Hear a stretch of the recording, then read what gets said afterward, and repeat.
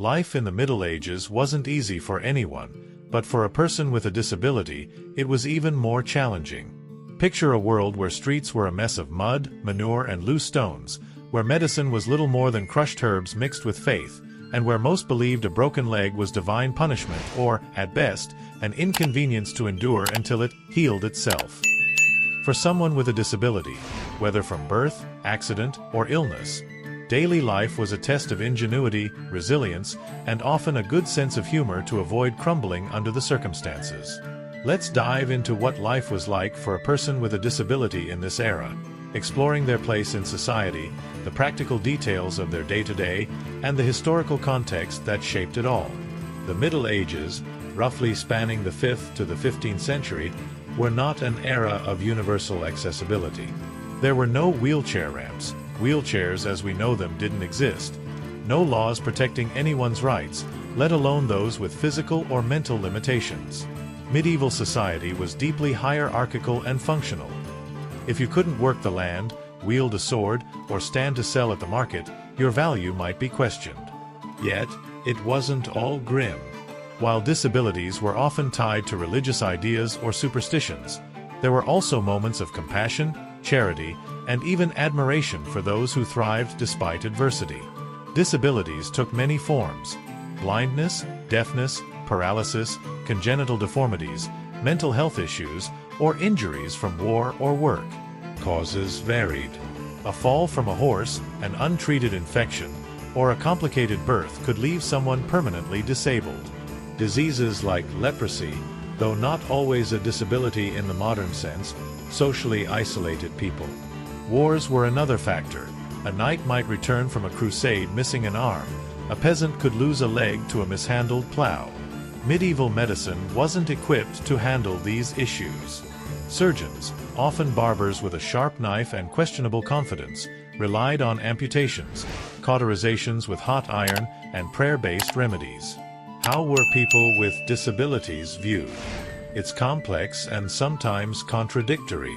The medieval mindset was steeped in Christianity, which shaped nearly everything. Some saw disabilities as divine punishment. A child born blind or with a deformity might spark whispers of parental sin or even past life misdeeds, though this wasn't common in Orthodox Christianity. Conversely, the Church preached charity and compassion, so people with disabilities could find refuge in monasteries, hospitals, or through community generosity.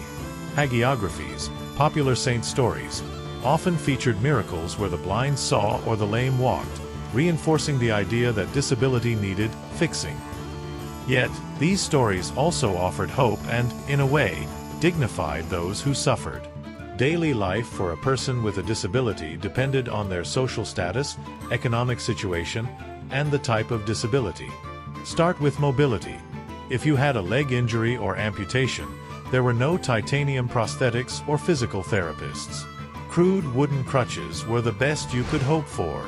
If blind, you relied on a guide, perhaps a family member, friend, or even a dog if lucky. Medieval cities weren't built for accessibility. Narrow, bumpy streets and buildings with high steps or thresholds. Villages were no better, with dirt paths turning to mud in the rain. Imagine navigating with crutches in a muddy swamp.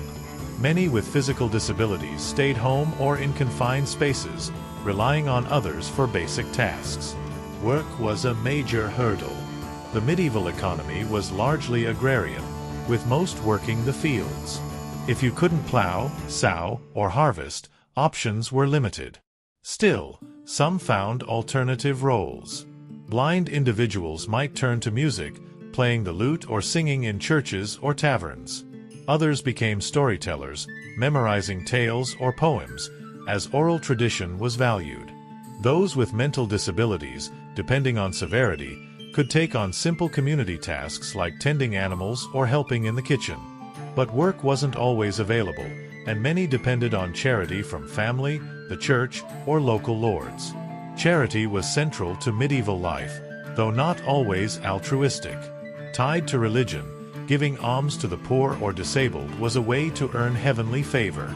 People with visible disabilities, like the blind or lame, often received such aid. But it wasn't an organized welfare system. One day you might get bread, the next, nothing. Medieval hospitals, more like shelters for the needy than modern medical facilities, offered a roof and some food but were overcrowded and far from luxurious. Some monasteries took in people with disabilities, especially if they could contribute, like copying manuscripts or praying, seen as a valuable spiritual act. Social life had its nuances. Medieval communities, especially in villages, were tight-knit, for better or worse. If disabled, you might be pitted or mocked.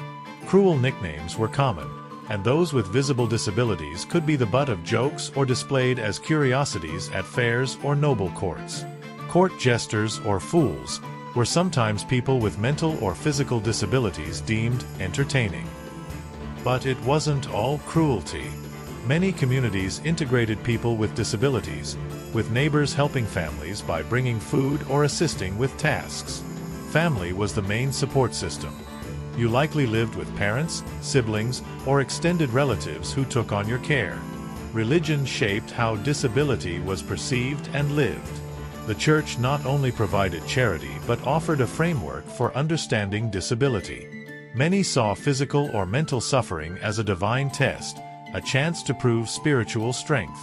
This could give purpose but also reinforce the idea that disability needed spiritual overcoming. Pilgrimages were common for those seeking miracles. Places like Santiago de Compostela or Canterbury drew crowds with ailments, hoping a saint's relics would heal them.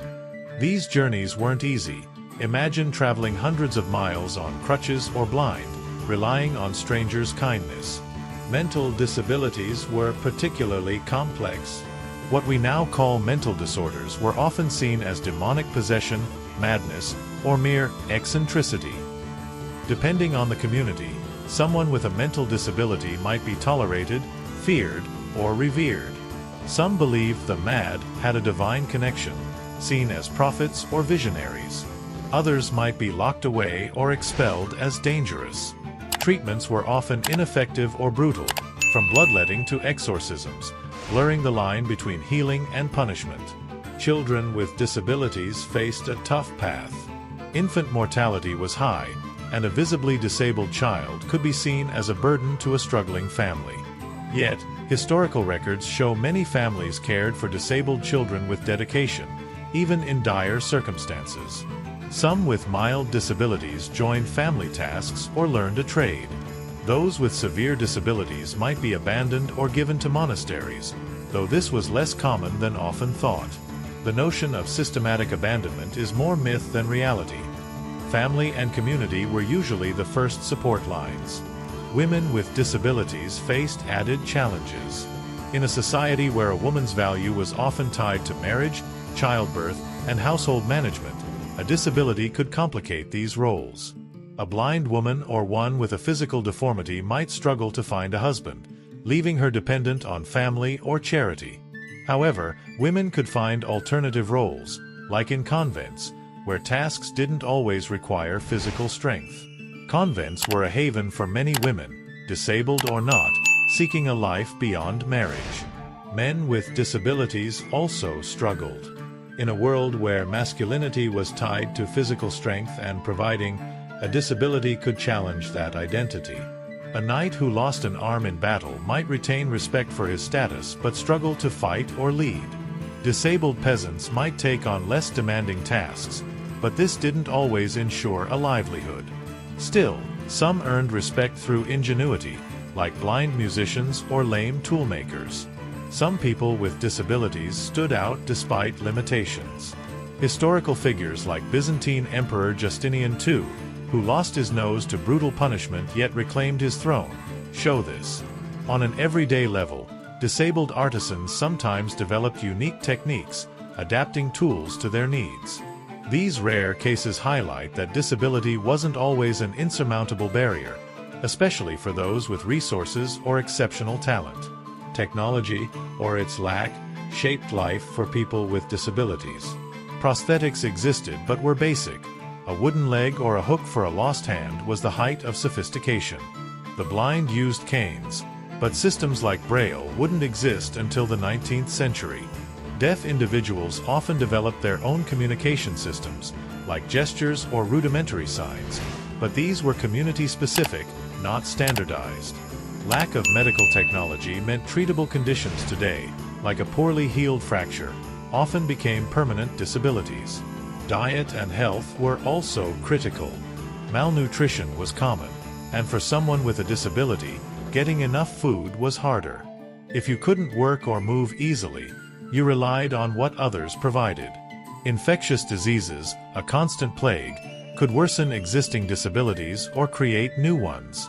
A person with a weak leg might become fully immobilized by a simple infection. Despite these challenges, people with disabilities weren't just passive victims.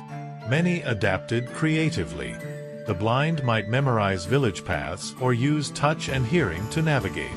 Those with physical disabilities often mastered tasks like weaving, sewing, or teaching that didn't require strength. Creativity and resilience were vital, and while society didn't always make it easy, there were spaces where people with disabilities found a place.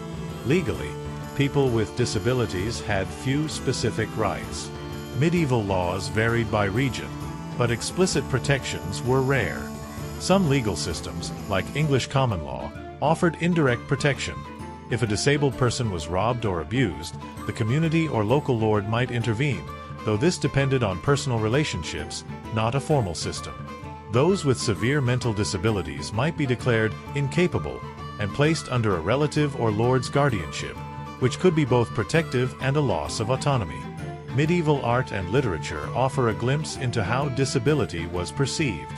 Manuscript illustrations often depicted people with disabilities as symbols of suffering or miracle recipients. Chivalric tales portrayed wounded knights with a mix of tragedy and heroism. But negative portrayals existed too, like deformed characters as villains or jesters, reflecting the era's ambivalent attitudes.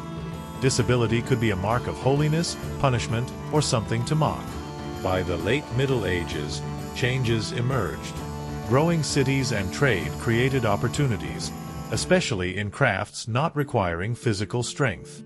Guilds and confraternities, though not always inclusive, sometimes supported disabled members. The printing press, spreading in the 15th century, opened future possibilities, especially for the blind or those with reading difficulties, though this was more a promise than an immediate reality. In summary, life for a person with a disability in the Middle Ages was a balance of overwhelming challenges and moments of resilience.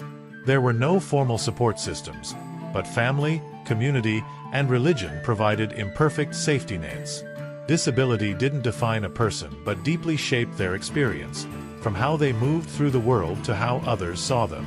Despite hardships, many found ways to contribute, adapt, and even thrive.